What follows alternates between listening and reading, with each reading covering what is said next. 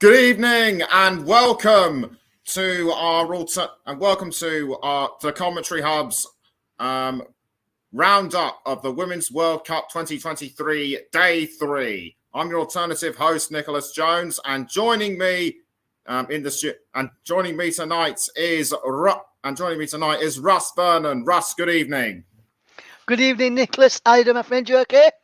Yes, I'm very well. What a day for women's football. And we start with our first match, which was earlier in the morning our time at 2 a.m. The reigning champions, the United States against Vietnam in Group E.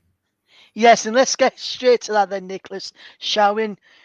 It took the United States just 14 minutes to open the scoring, and it was a lovely, well-taken goal where Morgan slipped through the striker Smith, who opened up the scoring with a superb finish from Smith in the end, and it was a well-taken goal from Smith for the first one, wasn't it, Nicholas? Where she slotted it underneath the keeper and calmly finished off really, really well. Indeed she did, and this is her first Women's World Cup too. So I reckon we're going to be seeing more of her. Yes, and not only did she score the first one, Nicholas, but she also added a second in stoppage time. This was after Morgan missed a penalty in the 43rd minute, poor penalty from Morgan, but then Smith was on hand to turn home a second in first half stoppage time to put the USA well in control of the game and 2-0 up. Superb goal, wasn't it, Nick? Yes, very superb indeed, and indeed, very superb indeed, and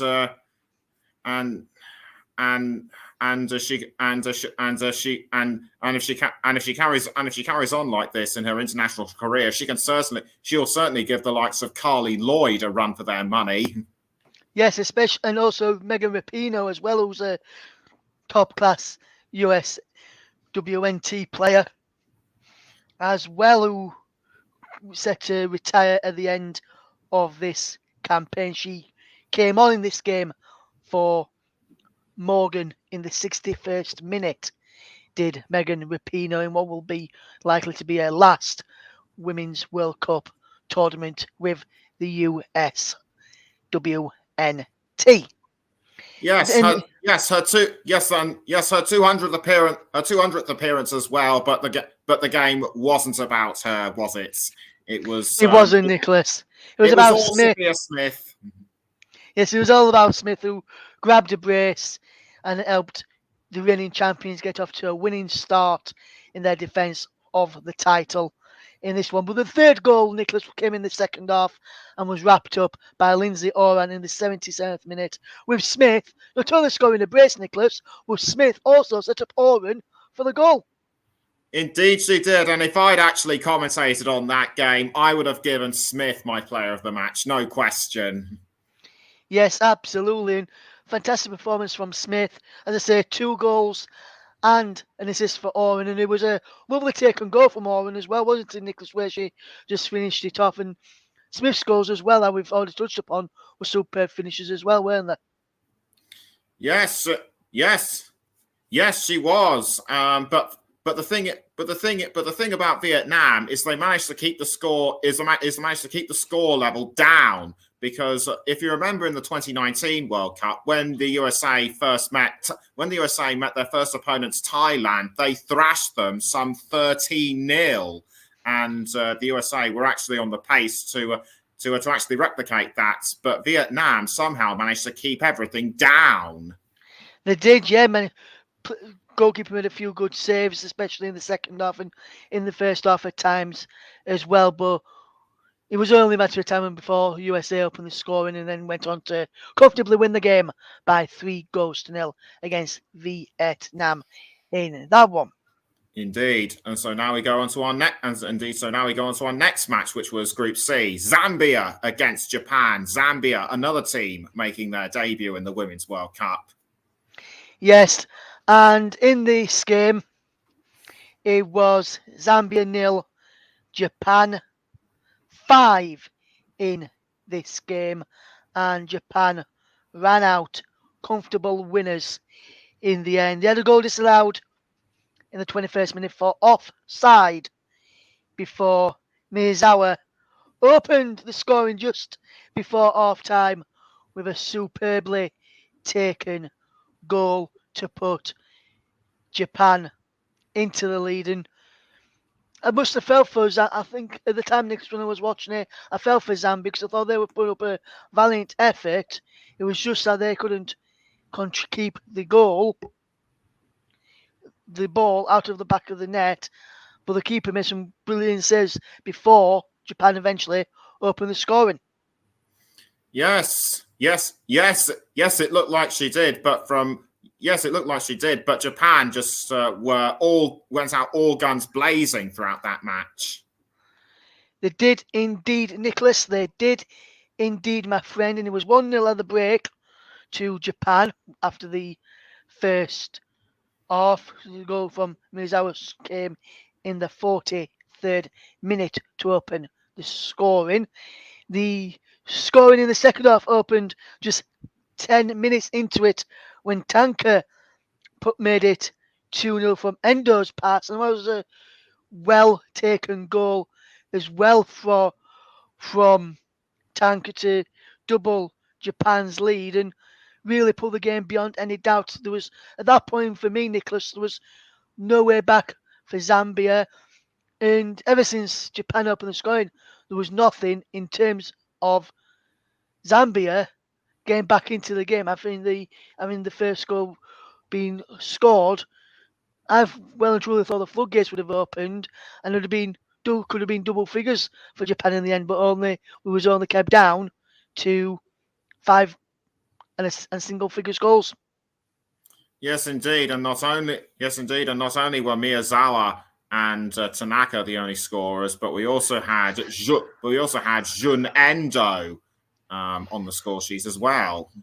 Yes, which we'll touch upon very, very shortly, because Miyazawa, who opened the scoring for Japan, got a second, and Tanker, who scored the second, set up the third with a superb ball in, and Miyazawa extended Japan's lead to 3, and that one, Nicholas, was just as a simple pass and a simple finish, really, wasn't it? Yes, and that certainly proved, that certainly proved why Japan are one of the best sides in the world. Yes, and they've put up some fantastic performances in recent weeks as well, haven't they, Nicholas? Especially in the games that they've had coming up. So they've done some really good work in the past, haven't they, Japan, in build up to this tournament, in previous tournaments that we've seen them in, especially the Arnold Clark Cup, which they appeared in a couple of times. That was actually South Korea. I don't think Japan took part in that one. No, this past one, Nicholas. They took part in the very first one. Oh, did they? Yeah, they did, Nicholas. I remember them taking part in the very first one. Maybe my memory's not that great tonight. Yeah, probably not, Nicholas. Probably not, my friend. But let's move on anyway. And let's move on to Endo, who made it 4-0 from Asagawa's pass in the 71st minute. And that was a superb goal as well, which put Japan firmly in control and ensured any doubt of a Zambia comeback was on the cards, Nicholas. A superb goal from Endo to make it 4-0. Yes, it certainly was, and she is certainly a player, and she is certainly a player to look out for. I've actually just found out that the Japan earthquake in 2011 actually struck when Endo was actually in class, and it heavily damaged her school. But she survived, and incredibly, she scores for her national team. Yes, and incredibly, Nicholas, she survived that, and look at where she is now, Nicholas. A few years, just over 10 years on, playing for a national team in a Women's World Cup out in Australia and New Zealand. It's just fantastic to see, isn't it? Yes, it is fantastic. And 12 years ago, Japan actually won the Women's World Cup. So yes, it's good to see involved after that damage happened a few years ago, and hopefully she is. Obviously, she has fully recovered, but hopefully she's fully on the mend and getting back to her life like it was before that happened, which I think she's doing, Nicholas, and enjoying her football like every other player does. Speaking of enjoying football and playing and scoring some good games, there was a fifth goal in this game, Nicholas, and it come in stoppage time from the penalty spot. There was 7 minutes added on, but because of a VAR decision to check the possible penalty in the end of the 90 minutes, they ended up going to 90 plus 11, and that was when Japan made it 5-0 through UK from the penalty spot with a well-taken penalty, which proved to be the last act of the game, and it was a fantastic penalty. And even if they had two goalkeepers in there, I don't think either of them would have saved it, would they, Nicholas? I don't. Well, we know you can't play two goalkeepers, but I think you're right. It wouldn't have made a difference. Yes, a fantastic goal from Japan there to make it 5-0 in the end. Next up, we're going to go into the next group, and Group D, and start of Group D, because both we had two Group D matches in that one, and in that one, it was England 1, 80-0 is the first place to start, Nicholas, and you, Nicholas, I'm going to let you lead this game with the England against Haiti game. Nicholas, give us your thoughts on this one first of all, and I know you've got a few questions to ask me about this game, and then I've got a question to ask you for a bit more extended reason on why you gave a certain player your player of the match earlier on this afternoon. So, Nicholas, take it away, my friend. Thank you. Thank you. It was. England were. This was certainly the chance for England to prove why they are the European champions and end their 3-match winless run and score a goal for the first time since April, which was which if you remember was when they won the women's finalissima. But Haiti would, however, put up more of a tough fight than England would have thought, and for me, the stand-up players were Rosala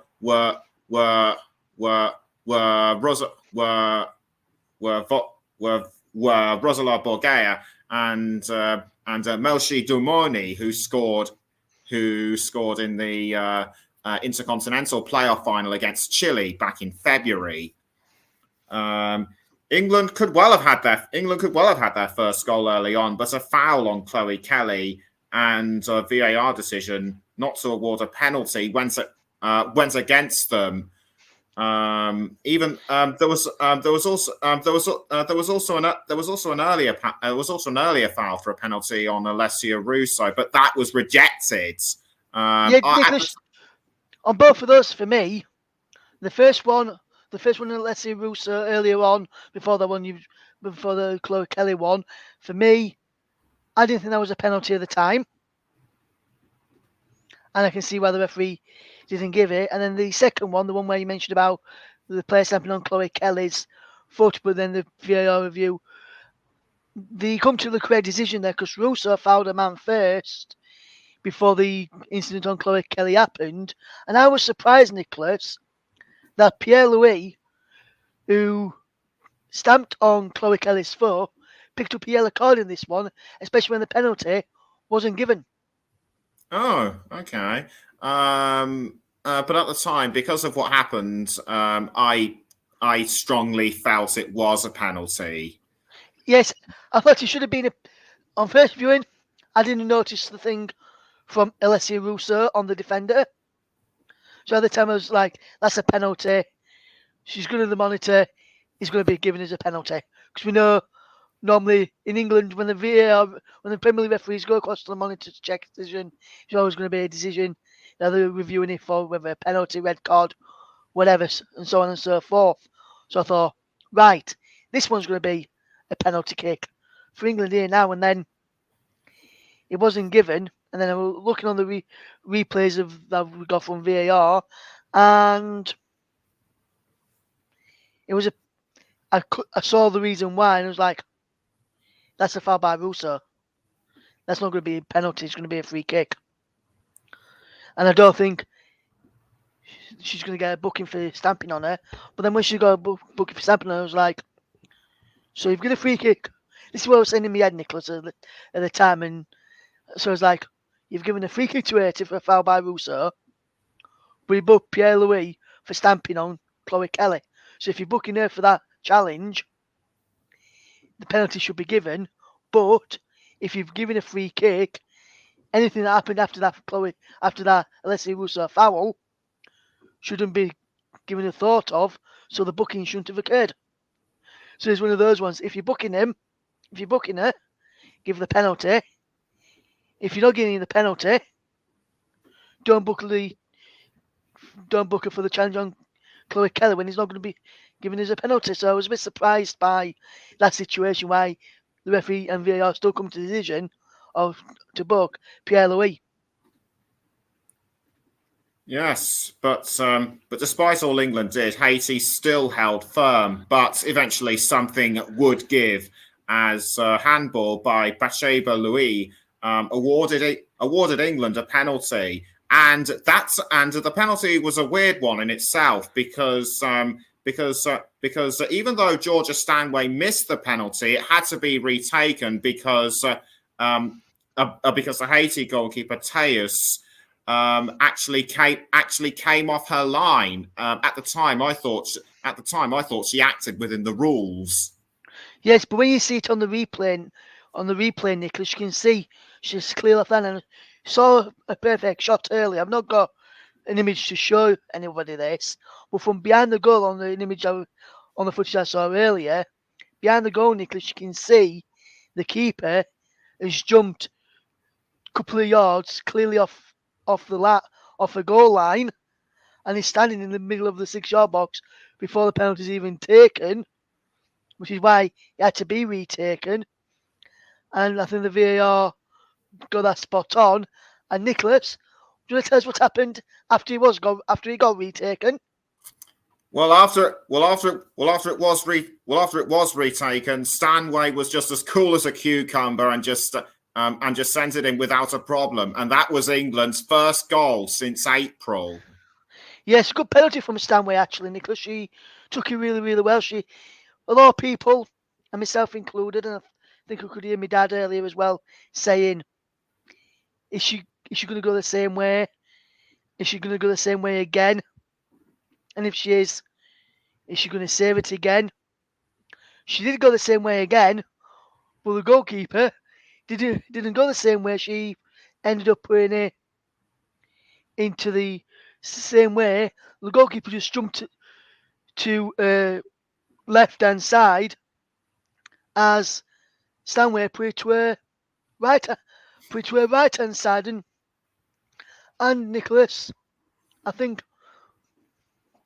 Stanway deserved that goal because I thought she played a really good game of football today in that midfield when she got onto the ball at times and had a couple of decent shots.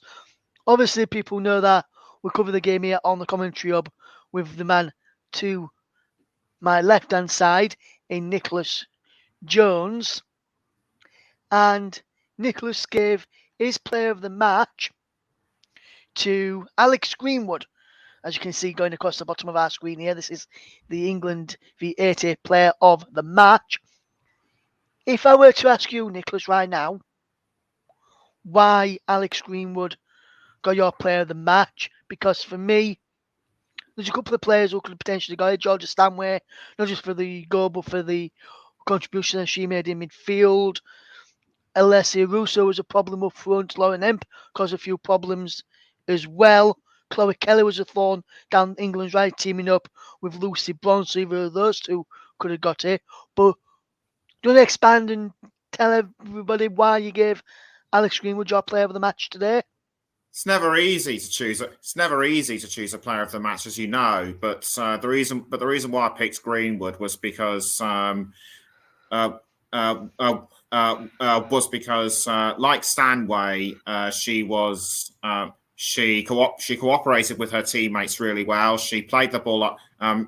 She played the ball up front. She also had. She was also able to take advantage of throw-ins and help out with corners.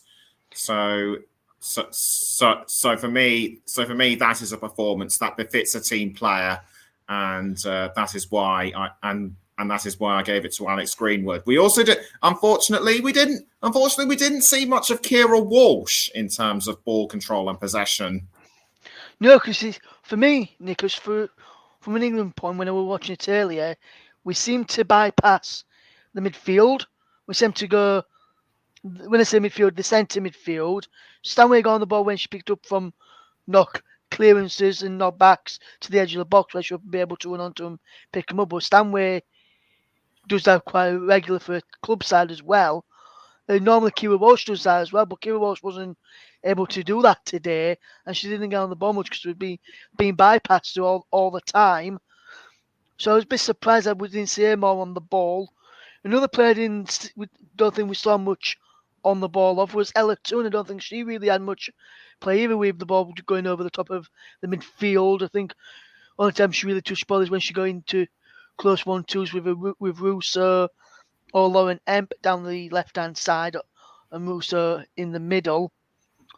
But a lot of play for England came down the right-hand side or a switch from straight from the centre-backs straight up to the striker for the knockdowns. That way, we didn't really play it out through the back and through the thirds.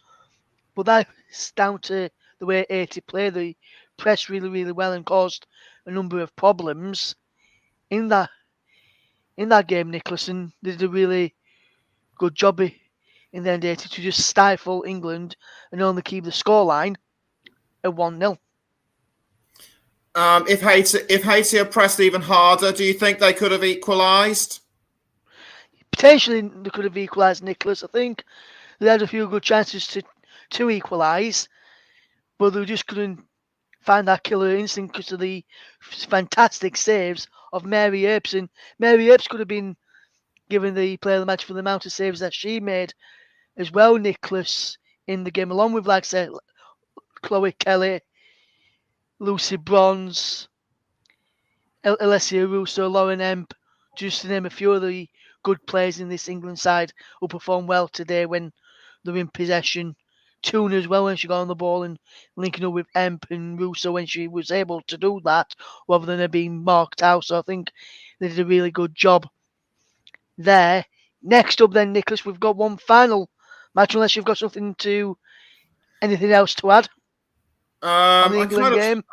I kind of do, because unfortunately, worse was to actually come for Haiti throughout the game as defender Jennifer Lemage was actually stretchered off after picking up a really bad injury around the thigh area, and we at the Commentary Hub wish her all the best. Wish her all the best for recovery, but I fear that that's the end of her Women's World Cup. Yeah, it could well be, Nicholas. He looked a bad injury at the time. I've not heard any updates since, so hopefully she'll be okay. We'll hopefully try and bring you an update next time we can, either on one of these videos or over on our Twitter feed, which you can follow us at Commentary Live 1. That's Commentary Live 1 is our Twitter feed where you can follow us and tweet us and get involved with our conversations as England go for glory in the World Cup. But we're going to move on now from England's game to the fourth and final match of the Women's World Cup for today. And Nicholas, take it away. Yeah, it's Denmark. It was Denmark against China, the second Group B match. China threw everything at Denmark, but they were denied every time. And it was also likewise for Denmark, but China were equally as tough defensively. And the only goal came in towards the end of the match when Amelie Vangsgaard benefited from a corner to head the ball in, and China could not keep it out. Yes, it was a fantastic header, Nicholas. Brilliant ball in. And a good header. No keeper was saving that one.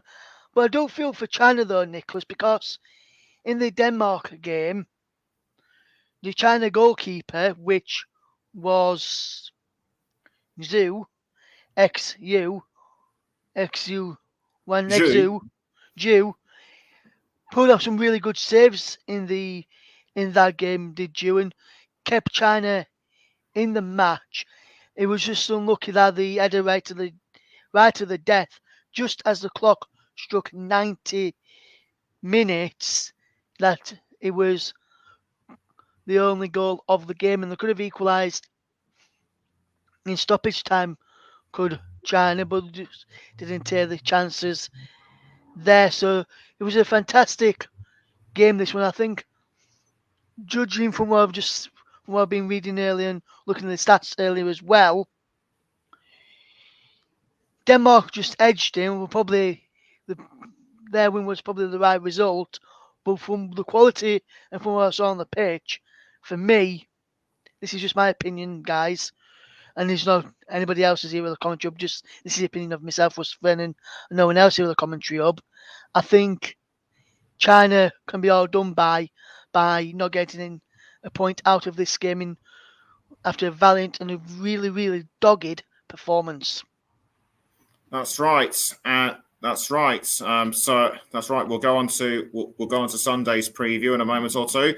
But before that, we'll mention who's playing what next in the group. We'll start with the USA against Vietnam, Group E. The USA. Their next opponents will be the Netherlands on Thursday, and it will be a repeat of the final in 2019 when the USA won 2-0. Be interesting to see how that one will turn out. And Vietnam will next face Portugal, who qualified via the Intercontinental Playoffs, just like Haiti. In Group C, Zambia will be against Spain on Wednesday, and Japan will next face Costa Rica. And for Group D, England's next match will be against Denmark on Friday. Russ Vernon will be covering that one for us, and Haiti's subsequent match will be against China. So now we move on to what's coming up on Sunday, so Sunday's first match, 6 a.m. UK time. Sweden are against South Africa. Then it's the second Group E match. The Netherlands against Portugal at 8:30. Then France take on Jamaica at 11 o'clock. Russ, how do you see these games panning out? Well, for me, Nicholas, I think it's going to be some good games. I think Sweden will probably edge South Africa in a very tight game. I'm not sure. I think it's going to be 1-0 or 2-1. Not sure which one to go for. I think Netherlands against Portugal is going to be a really close game as well, because we all know how tough Portugal and Netherlands can be when they play against each other. I'm going to go for a 1-1 draw in that one. And for France against Jamaica, I'm going to go for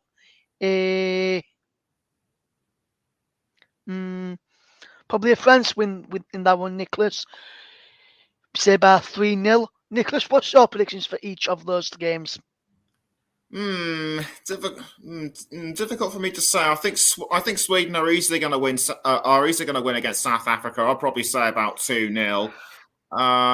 Netherlands against Portugal. I would have to say a draw, because we know what Portugal were able to put up with against England not too long ago. So I would have to say Netherlands, Portugal, possibly 1-1. France against Jamaica could be just as tight. I'd say France could edge Jamaica 2-1 because Jamaica do actually have some decent players in there, including Drew Spence and Khadija Shaw. Khadija Shaw, Nicholas, is also known as Bunny. I don't know why, but anyway. Yeah, because when she plays for club side, she always has Bunny on back of her shirt, Nicholas. Khadija Shaw. And I'm not sure why either, but she always seems to have Bunny on back of her shirt when she plays for a club side. Okay, thank you. Okay, thank you for that. Thank you for that little tidbit of information.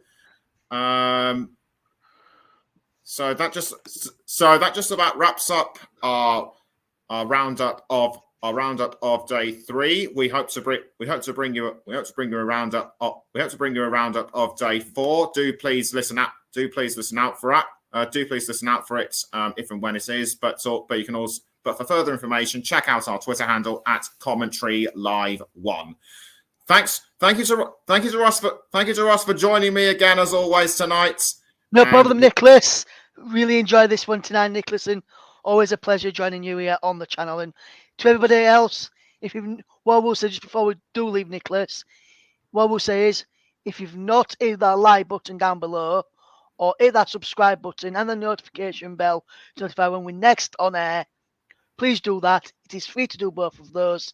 It will not cost you a single penny. You can do that. It'd be gratefully appreciated by everyone at the comment show, for myself, Mike, of course, Nicholas, JB, Kieran, Luke, Paul, majority of our team, all our team, in fact, would be really grateful if you could press that like button down below on this video and all the other videos that you watch. Hit that subscribe button if you're not subscribed already, and come and join the TCO family and listen to the best alternative commentaries on YouTube. Exactly. What's stopping you? Until next time. Thank you all for tuning in. Take care. Good night.